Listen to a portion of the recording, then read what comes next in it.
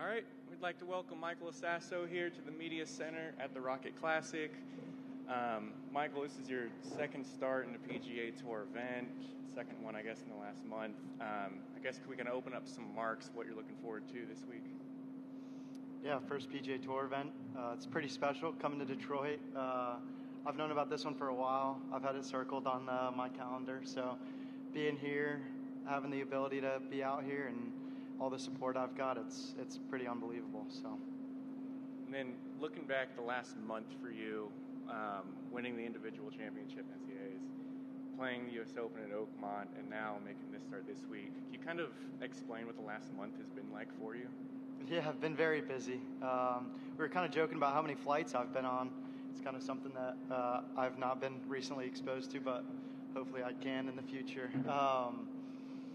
But yeah, I feel like I've been on the road consistently, but it's been great. You know, it's something that I'm fortunate to be a part of, and you know, my head's kind of still spinning from everything. Kind of haven't really gone back home yet for a good stretch of time. So definitely after this little stretch is up, go back home, decompress a little bit, and be ready to do it again. So. All right.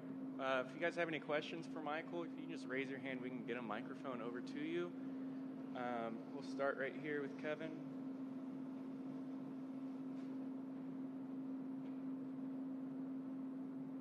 Hey, Michael. I was wondering, I guess, playing the NCAA Championship, and if all the perks that came with it, how aware you were of them and were they on the mind at all? And then just in general, the celebration of that, how did it feel to win that? Kind of what was going through your mind in the aftermath of that? Yeah, it was great. My assistant coach walks with me a good bit, so we were trying to just laugh, have a good time, try not to take it too serious.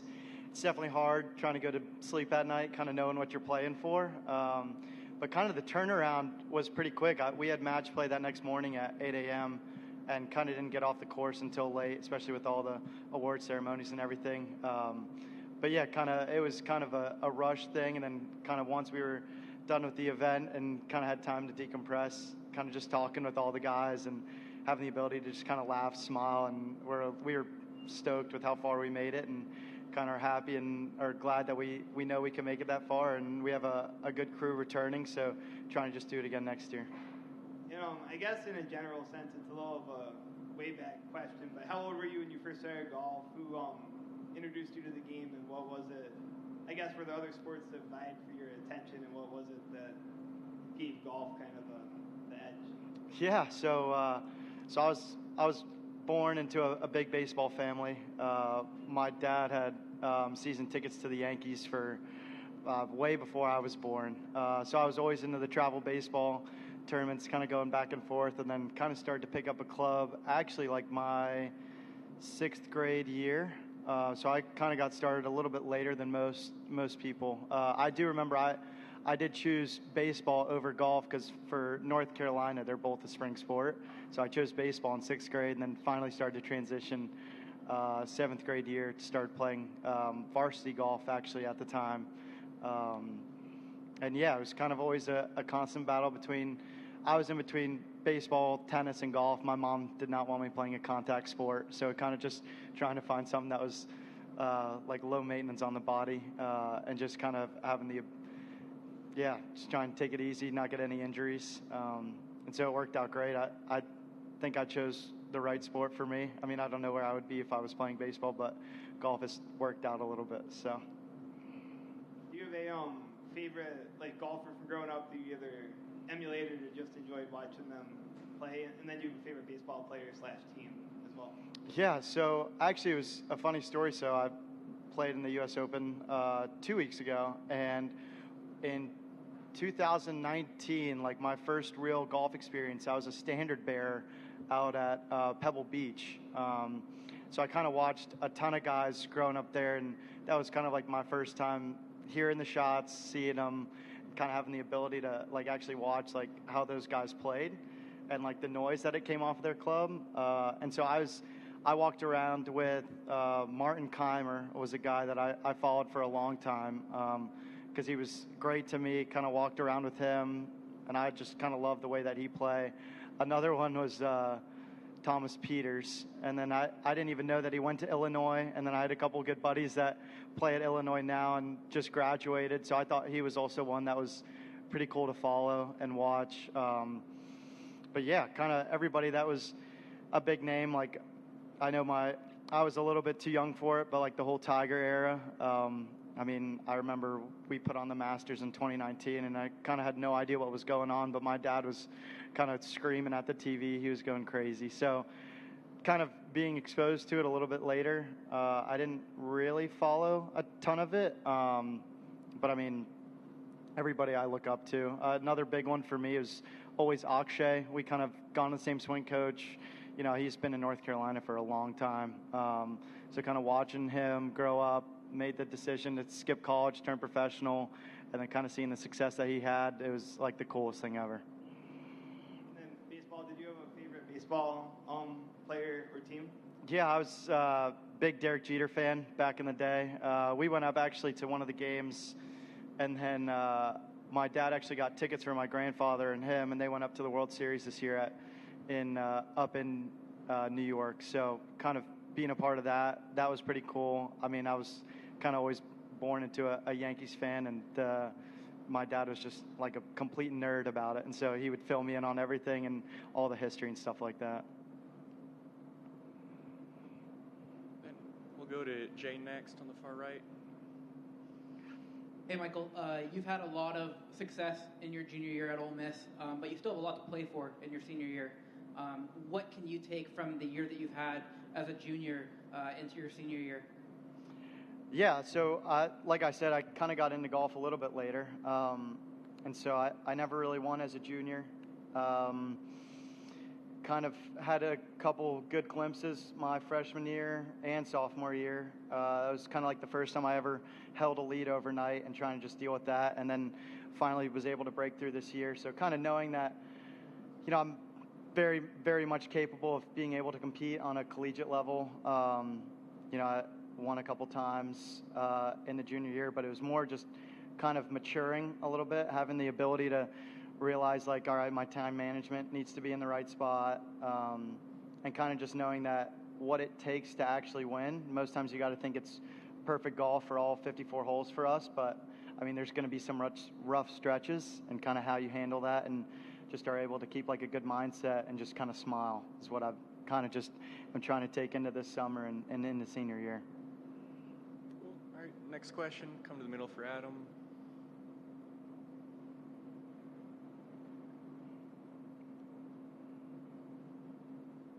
How does a kid from North Carolina end up being a standard bearer at the U.S. Open in Pebble Beach? Yeah, so kind of another funny story. So the golf course that I grew up at, Kevin O'Connell won the Mid-Am, and he actually played in the 2019 U.S. Open at Pebble Beach, and he actually got food poisoning, so I'm not sure if he actually played, but he was out there, and so he was a guy that I played a lot of golf with growing up, and so kind of when I saw the opportunity that he had to go play out there, I think my dad just tried to see if I could get a volunteer position for the USGA, and it ended up working out, and so he kind of surprised me with that, and just we had tickets and ended up just going out there, and it was like the coolest experience ever.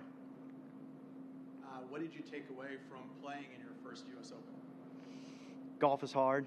That was a good thing. But just kind of being a part of history, like Oakmont is like the coolest place ever. I went up there with a couple of buddy of my agent, and we played it with Wyndham Clark the Monday the week before. And so kind of just being there kind of before everything was set up and kind of just being able to see Oakmont, and it was more of like a low-key environment on like actually seeing the history of everything and kind of how the golf course was laid out was, I mean, it was unbelievable.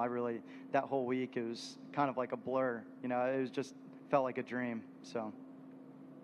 Recall when you kind of thought you were good enough that this could be something you'd get to do someday, play on the PGA Tour? Yeah, I still kind of have goosebumps going to bed at night, realizing that I'm playing here this week. But, you know, it's kind of come pretty quickly at me. So just kind of being able to look around and actually enjoy where I am and, you know, kind of just being grateful for the experience. Good. Okay. Any other questions? We'll come back to Kevin here on the left.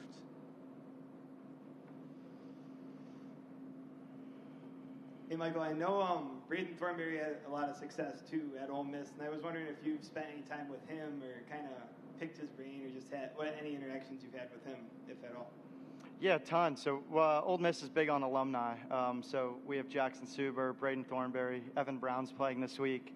But Braden lives in Memphis, and so he comes down pretty much every Monday when their golf courses are closed. And, you know, I always try and make time in my day if it's kind of trying to get out of class early or trying to go just like spend time with him, pick his brain. I mean, he's like the nicest guy ever. And he's great. You know, he asks a ton of questions. He's great to us. And so just to have the ability to talk with a guy that's kind of seen everything is something that is pretty underrated. You know, he's helped us a lot. You know, I actually was calling him a good bit at the national championship kind of before the final round, just like, you know, I know you've had experience with this before. We were in a little bit different of positions, but he was kind of saying, like, you have to go play to win. You know, if you're trying to be conservative, that's where you kind of get into trouble. So just kind of having to lean on him a little bit and just being able to ask him questions and, you know, smile and laugh with him. And now that we're playing together this week in the same tournament is a pretty cool feeling. Swing analysis earlier, but he's got a unique swing too. How would you analyze his swing and kind of how would you describe, you know, his action and what makes it unique? Yeah, I've played a bunch of golf with him, and he's pure. There's no other way to put it. You know, he rolls the rock pretty good too. So just, you know, there's multiple ways to get it done. His game and my game are a little bit different, but kind of just seeing what I can pick from his brain and, you know, kind of see like what he's struggled with in the past or what it takes to play and compete on like the next level. Just to kind of have the ability to be able to ask those questions and see it firsthand is, you know, like everybody's different. So just being able to find it, very cool. Were you guys on the team following last fall at the KFT Championship? He had like a iconic final round to get his tour card. Were you guys aware of that at all? Yeah, we were actually playing. We were in a practice round, Maidstone, up in New York. It was the Hamptons event, and our golf coach had it up in his cart. I think like after kind of like the final putt started to fall, and you know he was kind of in the clubhouse pretty early, and I know he was waiting around. And you know after we were done, I mean I know our golf coach started crying, and it was just kind of like very cool for him to see because he's been fighting out on the Corn Ferry for multiple years. So it's pretty cool to finally see him kind of break through. And I mean, I hope the world of him. You know, he's been a great mentor, the nicest guy ever to us. So I'm glad that it finally has started to pan out for him. And, you know, he can kind of just play on the PGA Tour. This is one I ask pretty much everyone. It's an offbeat one, but you can take it anyway. What's one thing that you like about yourself? Like about myself, you know, I try and keep it pretty light. You know, something about me is if you're not enjoying what you're doing, there's kind of no point in doing it. So I try and keep a smile all the time, take it pretty light, and just kind of enjoy and know where you're at. I mean, it's so easy to get caught up in everything, especially like with all the tournaments and people. It's a little bit of a different environment, but just realize like how cool it is to actually be here, have the ability to play. First PGA Tour event, very special. So just smile, take it all in, and just grateful to be here. All right, we'll go back over here to Jay before we wrap it up.